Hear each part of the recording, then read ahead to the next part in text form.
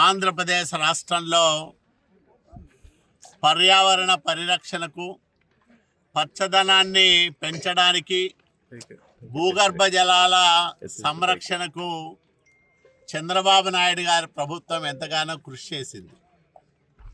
తర్వాత 5 సంవత్సరాలు జగన్మోహన్ రెడ్డి పాలనా కాలంలో పచ్చదనం కనుమరుగైపోయింది.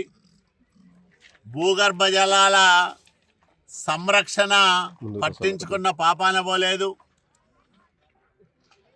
ఏడాదిన్నర కిందట ఏర్పాటైన కూటమి ప్రభుత్వం మళ్ళీ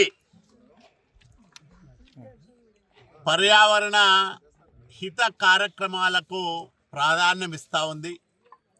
జల సంరక్షణ పనులను వేగవంతం చేసింది. నిన్న గౌరవ ప్రధానమంత్రి నరేంద్ర మోడీ గారు రాయదుర్గంలో జల సంరక్షణకు చేపడుతున్న కార్యక్రమాలను వివరిస్తూ అనంతపురం జిల్లా